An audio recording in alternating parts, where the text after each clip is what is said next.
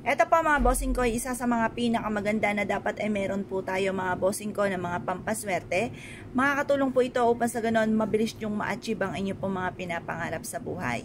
At para siksik-liglig at umapaw at maraming blessing ang dumating, lalo-lalo na sa mga susunod na buwan mga bossing. Ngayon pa mga bossing ko, ikaw po ay isa sa mga pinakamaraming pangarap sa buhay. Kailangan yan po, pinakamarami din po ang pagkayod. Huwag pong kakalimutan po yan. Dahil marami rin po mga tao na masisipag, sila po ay mga madidiskarte, minamalas pa rin, kaya kailangan natin ng mga pampaswerte na kagaya nito mga bossing.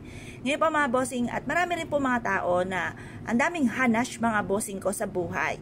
Yung ba tipo na sila po yung napakaraming pangarap, daing ng daing mga bossing ko, pero sa totoong buhay, ang kayod nila ay kakaunti lamang. Kailangan ko marami kang pangarap, marami rin ang kayod. Kaya mas may na mga bossing ko, ako po ay naniniwala at ako'y tumatanggap ng mga empleyado ng mga maliliksi. Ayoko po mga bossing ko ng mga napakababagal. At dahil yan po ay inihahalin tulad din sa pag-asenso.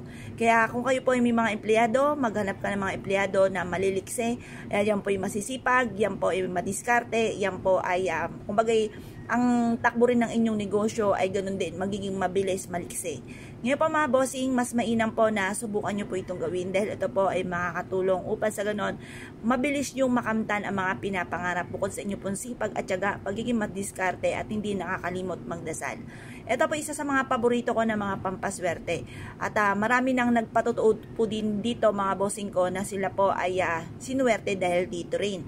Kumbaga sangkap lang po ito, sipag at tiyaga mga bossing ko, paulit-ulit ko po sinasabi. At kahit tayo po ay na-interview sa Jessica Soho mga bossing, ang aking ding huling sinabi po doon, butit pinakita ay sipag at tiyaga talaga mga bossing.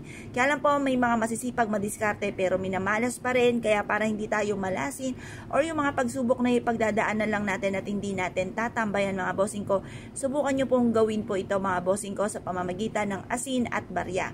Paalala lamang, kailangan po nahugasan nyo inyong barya bago nyo po ito gawing pampaswerte mga bossing. At ito po ay makakatulong upang sa ganon ay mabilis yung ma-achieve ang inyo po mga pinapangarap. Kasi kapag hindi nyo hinugasan ang barya, kung sino-sino na po humawak po niyan, maaaring may kakibat na po yan ng mga kamalasan. At yan po ay maaaring hindi matupad kung ano may po i-wish po ninyo.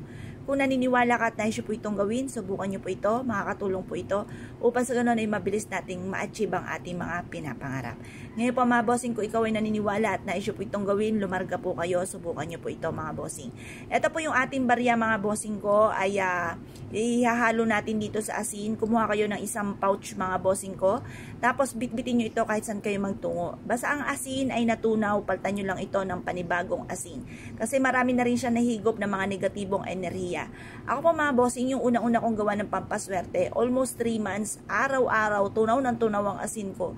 Pero dumating din yung punto mga bossing ko na kahit taon na lumipas, ay hindi po ng mga bossing ko natutunaw yung asin. Dati-dati ay natutunaw sa dami ng mga pagsubok na pinagdaanan. Ngayon po, huwag ka maiinis, positive ka lang po lagi, happy lamang, chill lamang, ipagpaubayan nyo sa mahal na Panginoon lahat ang mga kaganapan sa buhay po ninyo, tapos subukan nyo po ito. Makakatulong ito, upang sa ganon ay magtuloy-tuloy ang pasok ng swerte. Kaya kung ikay naniniwala at nais po itong gawin, ay siya mga bossing, good luck po sa inyo po lahat.